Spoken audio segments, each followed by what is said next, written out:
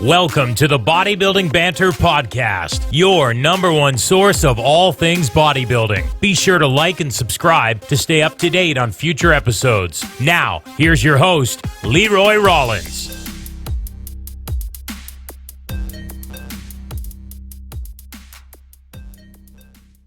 All right, people, welcome to the podcast. Very excited to get this one on with bikini competitor Danni Bosworth. How you doing? I'm good, thank you. How are you? I'm good. So let's kick this off with just some insight as to your background with competing. For those that don't follow Danni, she also coaches. So you're in the sport very, very in depth. So let's start there. So I started competing in 2016 with the UK BFF, who were at the time the kind of route. If you wanted to go pro, you had to compete with the UK BFF in the UK. So at the time, that was the federation that pretty much everyone competed with. And my first show, I didn't actually place. And then I went on to take a bit of an improvement season after that, but it sort of lit a bit of a fire inside my belly. And I knew that the sport was for me, and I knew that I just needed to go away and improve and come back better, essentially. Sure. So I then took a bit of an improvement season after that first show and competed again the next year in junior bikini, and won my next show. And I then thought, well, I may as well see how I do in my height class as well, which is like the open to all ages class. Yep. And I came second there, and then went on to do the British finals that year, which was 2017. And I didn't place at the British finals, so then I went away again, took another bit of an off season, but this was quite a short improvement season, and I competed again in 2018 with a different federation. So this federation was the PCA, and this was when the UK BFF started to go downhill a little bit, and everyone sort of moved over to the PCA and Two Bros. Two Bros is like the UK equivalent to the NPC, essentially. Okay. So it's our route to pro now, and I did the PCA show, I won that, and then I won the overall, and then I competed with Two Bros, who essentially like the NPC, and came third in that show. And that's when I decided I needed to take a longer improvement season, because I essentially competed back to back through 2016, 2017, and 2018. That's intense. Yeah, so I'm now like, I've just done an improvement season. I had about 18 months out of prep. Yep. Trying to develop my physique and also my health, and making sure that I was in a good position to prep. Yep. And then I have now been in prep since the middle of February.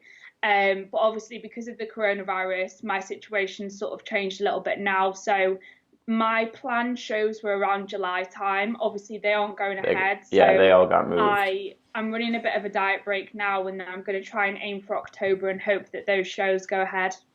Nice. Are you and AJ doing the same shows now then? We aren't, no, because AJ competes in tested federations. So the UKDFBA, and he's competed with the BMBF before, whereas I compete with an untested federation, even though I'm a natural athlete. In bikini, sometimes you can get away with being natural because you don't need quite as much muscle anyway. Yeah, fair enough. Okay, so let's go back a little bit. How old were you when you first competed? So in 2016, how old was I? I was 19 at the time when I first started competing. All right. So as a 19-year-old getting into the sport, which it seems to be a lot of, especially girls are getting into it, in their late teens, whereas, just locally anyways, a lot of guys seem to wait maybe into their like 20s. What's some, words of wisdom you can have for the teenage bikini competitor?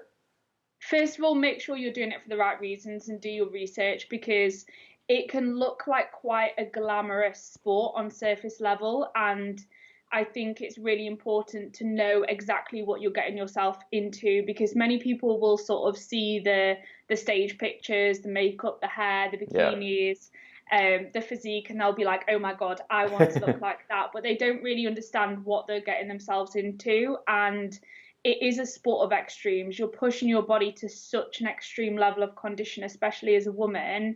There are a lot of things to take into account. And one of the first things I'd recommend doing is getting yourself a reputable coach, because it really helps to have that guidance, and they will just make sure that you're not doing anything stupid, you're not doing anything which is going to be detrimental to your health long term, and you'll likely produce a much better end product if you have that second eye and that accountability and that person to guide you through the sport, especially as a first-time competitor. Nice. So when you were first getting into it, where did your desire to compete come from? Like, were you always in sport? Did you grow up around bodybuilding? Where did it come from? So I used to play football, funnily enough. So from the age of I think I was 12 when I started playing football to 18, I played football, and then our team sort of split because everyone went off to uni. So I sort of like lost the sport that I was in, and I still had that competitive urge almost. And that sort of led me to start up at the gym, and I started lifting and really enjoyed that. And I, straight out of my A-levels, I started my personal training course and went into personal training pretty much straight away. So I was already a personal trainer at the time, and I followed quite a few YouTubers who competed. One of those was Nikki Blacketer, Emma Hayden. You might have heard of a few of them. Oh, yeah. But yeah, so I followed all of those girls, and it always sort of like, it inspired me, and I kind of knew what to expect, and I was already training really hard. And one of the PTs at the gym that I worked at said to me, have you ever thought about competing? And I kind of thought, well, yeah, I have, but I didn't really know whether I was capable of doing that just yet. And then he put me in touch with his coach at the time. So I pretty much just started up with that coach, and then started working towards the goal of stepping on stage, because it was one of those things like, you don't really know whether you're capable of it. So you don't push yourself to do it. But then when someone else says to you, oh, have you thought about that? Maybe you're capable of doing that. It kind of spurs you on. For sure. So let's go first prep. How long? How'd it go? Ups and downs, good and bad. How was that? So my first prep was 20 weeks long, I think it was, and I lost about 30 pounds throughout the prep. So I lost a large amount of body weight for a female. But essentially, before I started that prep, what I was doing is I was just training and eating. So I wasn't really controlling my calorie intake. I wasn't really tracking my macros. I knew that I was hitting the fundamentals, such as eating sufficient protein and fruit and veg, drinking plenty of water and all of that. But I was essentially just eating in a surplus and training hard and building muscle throughout that process. And then when I started with the coach, what we did was we started with tracking my macros and sort of established my maintenance, and then went into a prep from there. We didn't really have an idea of what my stage weight would be, because it's really hard to predict when you've never stepped on stage before and you've never gotten down to that level of condition. So we just started prep, and we were originally aiming for a show in August, but we got closer to that show and we both thought it would probably do me good to have a bit more time. So I pushed my show date back a little bit and ended up competing in a later show. And like I said, I didn't actually place in my first show, when I knew, like looking at the pictures and the girls who were next to me, I knew I just needed more muscle tissue to be able to get into condition and do that condition justice. Because you'll know, if you don't have enough muscle tissue and you try to get stage lean, you don't look right. You don't have that shape. You don't have any pop to your physique. You just look skinny. Yeah. And that goes for those listening, that's also for guys too. Like, it's not just for bikini athletes. Like, if you're a male and you're competing and you've only been lifting for like 8 months and you're like, let's get shredded, you're just going to be little and not, like she said, have shape. So I agree there. So overall, was the experience pretty good for the first time? Like, obviously it couldn't have been awful, or you probably wouldn't have competed again.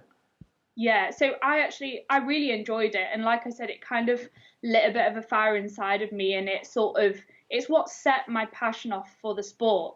Because I thought, wow, like, I've got so much room to improve. This is something that I can really work on. And I've got room to grow, which is great. If you did your first show and you won, I feel like you'd feel great because you won the show, obviously, but you wouldn't know if you had room to grow. You wouldn't know what you need to improve. So I knew exactly what I needed to do. I needed more muscle tissue and I needed to get more conditions. That was almost like a little bit of a mission for me. Nice. But I really enjoyed the show, and what I will say is I was very nervous. I was shaking like a leaf. My hamstrings were like horrendous on stage. But other than that, it was a great experience. Awesome. So then you took some time off to make some Yeah. improvements. How long of a time off? So I competed in September of 2016, and I believe I started prep the following April. So September, October, November. Yeah, so a few months. It wasn't a long off season. I think it was like 6 months ish Yeah. in total. And then I started prep and did my next show at the end of June, which was another junior bikini show, which I then went on to win. So that gave me a bit more confidence Yep. because it sort of proved to me that I did have some potential in the sport. Yep. Yep. Right on. I think my camera's frozen, but I'm still here.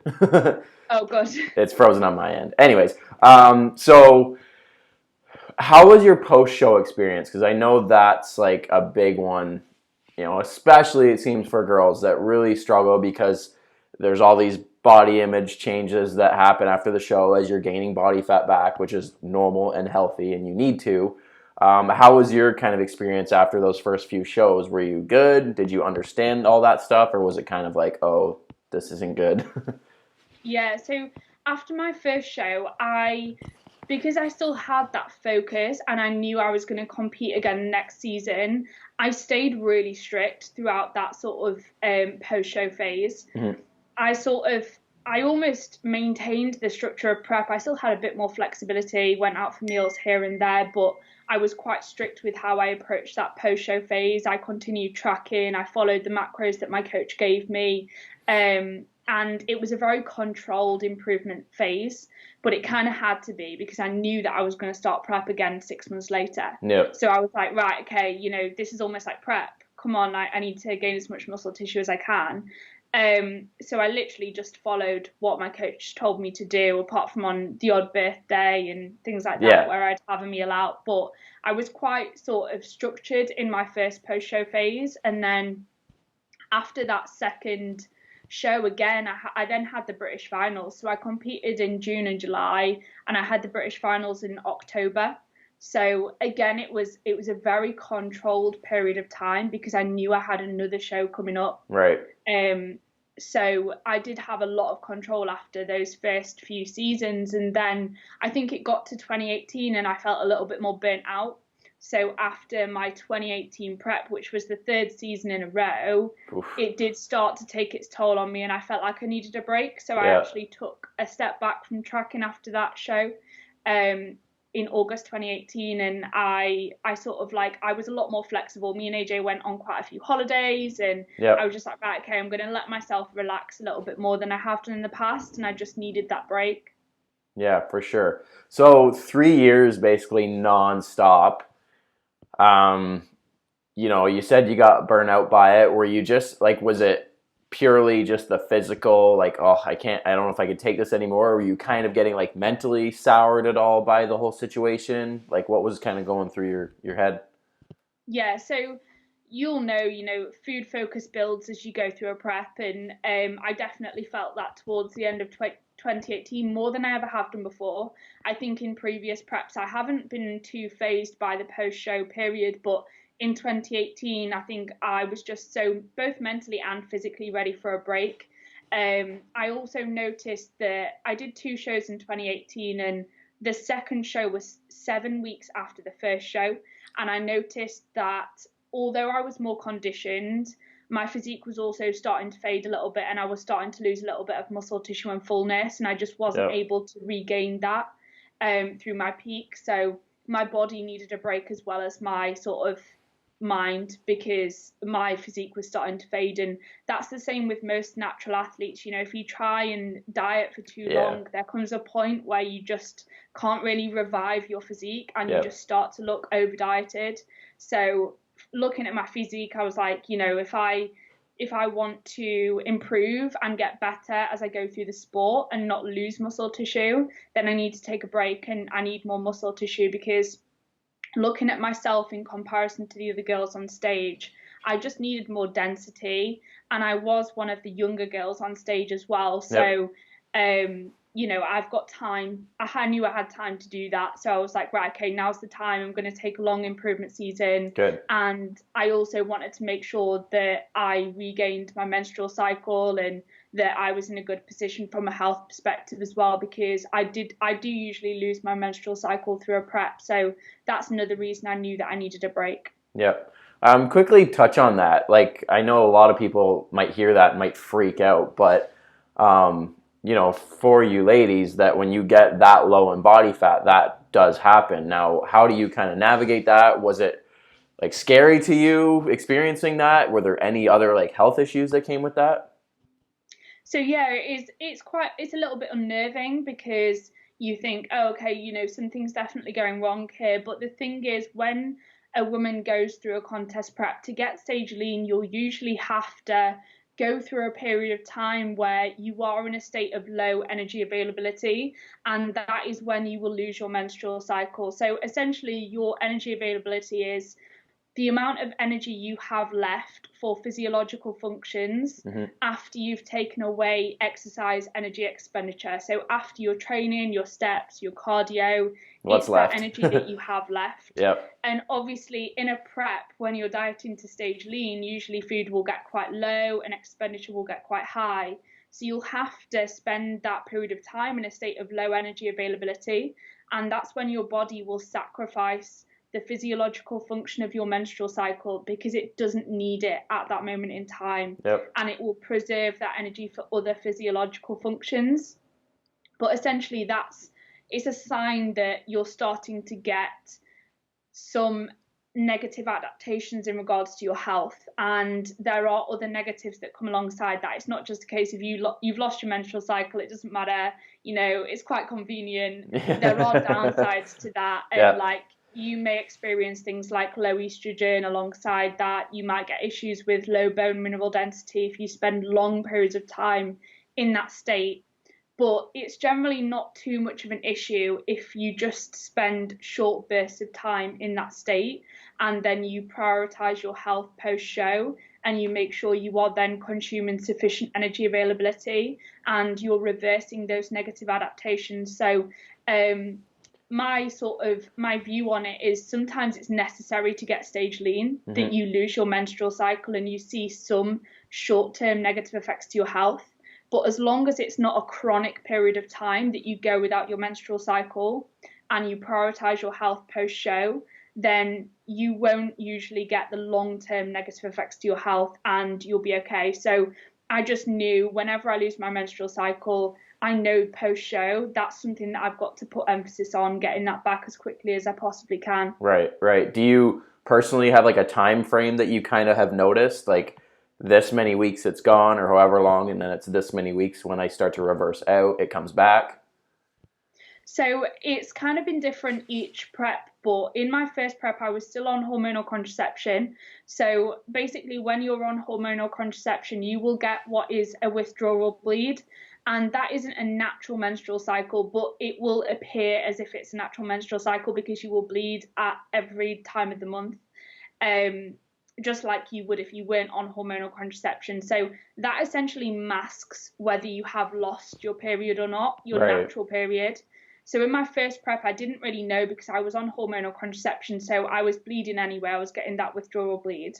But then from my second prep onwards, I wasn't on hormonal contraception. And I think it was my third prep, I pretty much lost my cycle like 2 weeks into prep.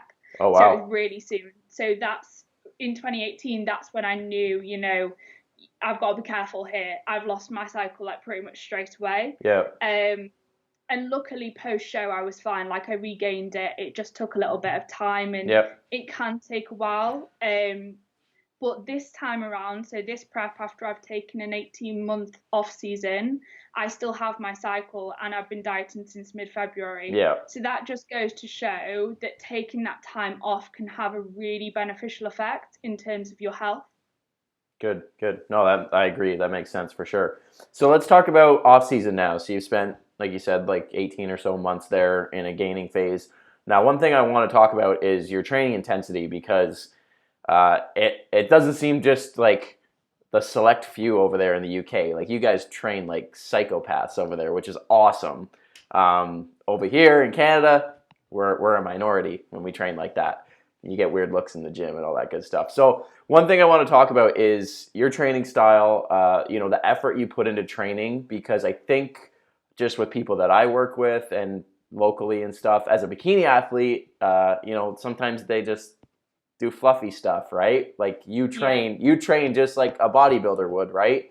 And it shows in your physique. So talk about that a little bit, your attitude towards it, how you structure things, what you put emphasis in, and all that kind of stuff. Because I don't see you doing like single leg booty lifts all that often, but you'll squat like a lot of weight, right?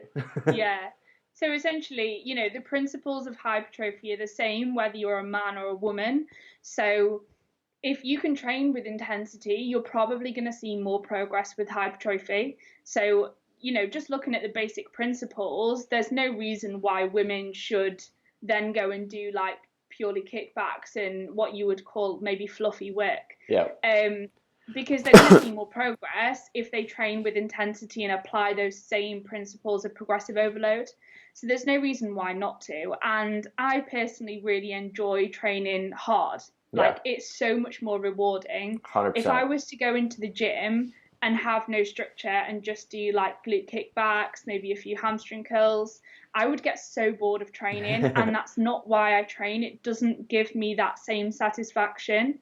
So for me, I have to train with intensity. There are some sort of exercises which I might have to adapt slightly or periodize. Like, I spent a long period of time deadlifting from the floor and my lower back is quite thick. So I guess that is where bikini girls may transition away from that style of training, or they may have to be careful with it. Mm-hmm. But I think that's only necessary if you are maybe at the upper limit of your class. So say you're a really muscular bikini girl and you haven't got room to grow into your class, then it might be a bit smarter to maybe take a step back from that style of training or switch up your exercise selection a little bit. But that doesn't mean that you can't train hard.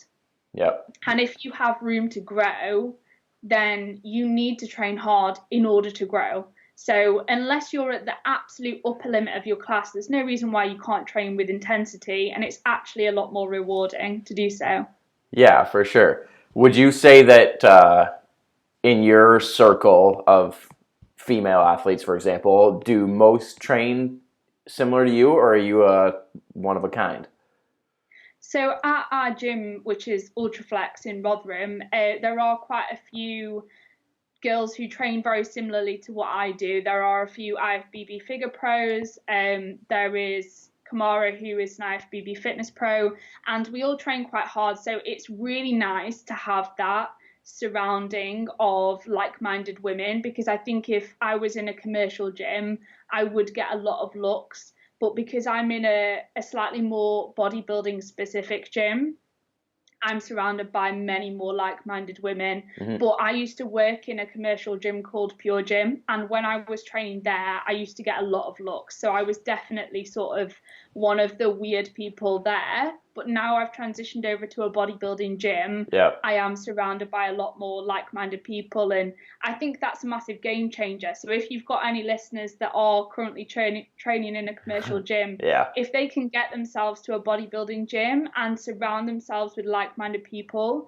it will be an absolute game changer for them, for their training and their progress, and they will just feel so much better for that. No, for sure. I agree 100%. I just wanted to get those words out of your mouth as a female, because some girls don't listen to me when I tell them they need to train harder. Yeah, and I think some people are scared to, they think that they will, people say, oh, I don't want to look like a man, I don't want to put on too much muscle tissue, and they don't realize how much of a slow process hypertrophy is. It is so hard to progress with hypertrophy. It doesn't happen overnight. So you going into the gym and increasing your training intensity is not going to turn you into the Hulk. And I think it really helps to be reminded of that and see sort of people training really hard and looking amazing whilst they're doing that. Yeah. And just like when you look at a physique, like most girls, it's like, oh, I want to develop my glutes. It's like, okay, like we need to strengthen and build those muscles. It's a muscle, just like your bicep, just like your tricep. Like, you need to train in a manner that's going to make them grow, right? Yeah. Doing sets of 30 with these stinky little bands, maybe not where the most effort could be placed. Yeah, and also I think some bikini girls are almost scared of training certain muscle groups, such as their chest. Yeah. But actually, a well-rounded physique looks so much better on stage. Like if you have imbalances and you have areas of your physique which you never train and they're underdeveloped, it can make your physique look like it's just lacking something. There's Yep. something missing to your physique. So actually, I think it's really beneficial to at least train with a maintenance volume every muscle group in your body. Yep. Nope, I agree. So now with your prep this year, what have you done differently? Obviously, it sounds like things are going well. What's your kind of headspace right now with everything? Yeah, so the improvement season phase made a massive difference to my starting point because I was able to start this fat loss phase on higher food than I have done in the past. And I have also been coaching myself this prep. So the last time I did start a prep in 2018 and all my preps prior to that, I did have a coach. I had the same coach who was a local strength and conditioning coach for my 2016 and 2017 preps, and that went really well. He's a very evidence-based coach. And then in 2018, I started with a new coach, and he was quite. I don't like to badmouth people or anything like that, and I'm not saying that, but we just didn't really click too well. Yep. And his approach was much more. He was very aggressive straight off the bat with increasing cardio and decreasing food. He made big adjustments. He wasn't very steady and he wasn't quite so evidence-based. So my 2018 prep ended up being a bit more extreme because of that. So straight away when I went into the prep, cardio went quite high and food went quite low. And as a result of that, I ended up quite low food towards the end of prep and high cardio. What were those extremes? You remember? My cardio was like an hour a day, which for me is a lot. It's not something which I've done prior to that. Right. I've never really had to go that high with cardio, but yeah, it was an hour a day, which I'm the type of person who will do anything, and I'm fully accepting that everyone will have to do different things to get into stage condition. Like, there's no one size fits all. Nope. Some people will have to do hours of cardio a day. Yep. Some people might get away with not doing any cardio. Yeah. But for me, I knew that was a lot because I've never had to do that before. Right. So when I had to do that, I was like, oh, okay, like I'm having to push a lot harder than I ever have done with this. Sure. And food got quite low, but I was on a meal plan with that coach, so I didn't know my exact calories. Okay. It was just a meal plan, but I know that it was very like low carb and your traditional end of prep bikini diet plan. Yeah, it just hurts. But, yeah, so I had to push quite hard in 2018. And then towards the end of the prep, I just didn't feel like my body was responding very well. And I actually ended up taking over my own prep because we just didn't click too well, me and that coach. And I ended up losing quite a lot of weight, a lot of body fat towards the end of prep quite rapidly when I took over my own prep. Yep. And that was just a result of removing some stress. Like, I gradually tapered down cardio and brought food up a little bit. And I found I dropped a lot of inflammation. My digestion was better. I looked better. I was performing better. And that produced a better end product.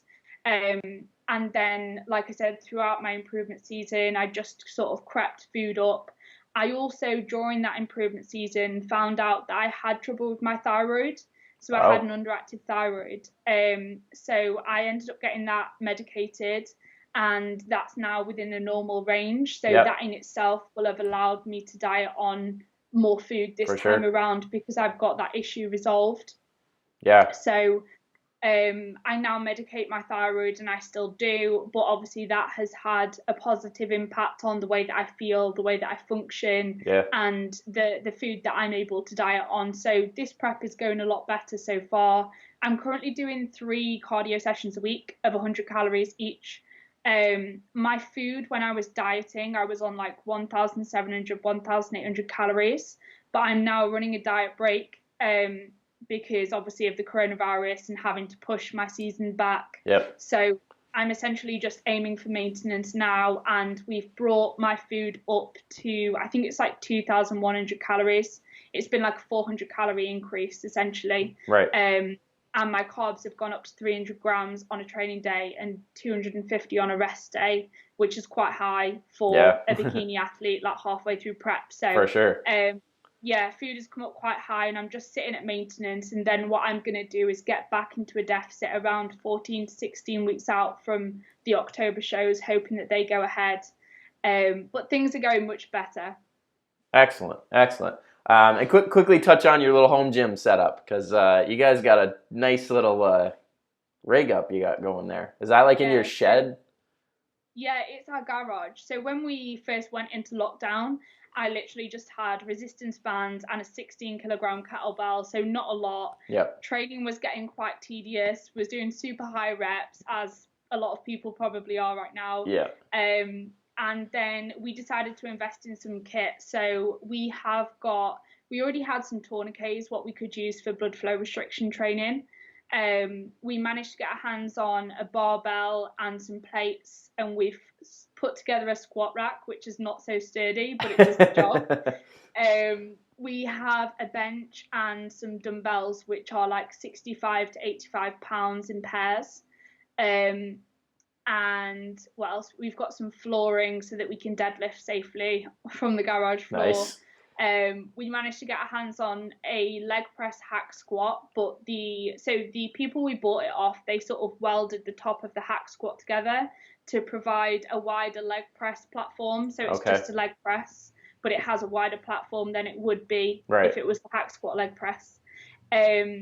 And we have a cable system now, so it's like a lat pull down. You can do tricep extensions, bicep curls, cuff laterals, abduction, adduction.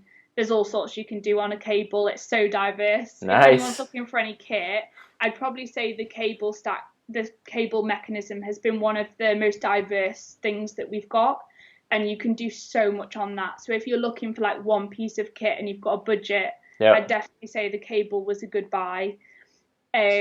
And we also have a hamstring curl now. So AJ's friend turned up at the house with a hamstring curl on the back of his truck. So, right on. We have that in the garage, and it's coming together really well. But we've said, it's an investment, and it's something that we can use even beyond the coronavirus. We'll still do a few sessions at home, and it allows us to film training clips in there for clients as well. Yeah. So it has lots of uses, and we'll use it beyond this situation. So that's great. That's awesome. No, you can't complain about that at all. Are you guys looking for anything else, or you're like good now? AJ has just bought a safety bar so that he can do a second squat variation. I might use that. I'm not sure at the moment. I'm quite liking the back squat, so I'm all right with that. And we'll probably keep our eye out. We found the leg press on Gumtree, which is like a local version of eBay sort of. I don't know if you guys have Gumtree. Okay. So we'll probably keep our eye out. If we find any good deals, yeah. We'll snap them. But yeah. Just start Bosworth's gym there in the garage, and you'll be good to go. Yeah, exactly. So let's close this out with kind of your goals within the sport. Obviously, you coach as well, so you're very, very involved in bodybuilding in multiple different ways. What do what's the next 5 years, 10 years? What do you want to get out of competing bodybuilding in general?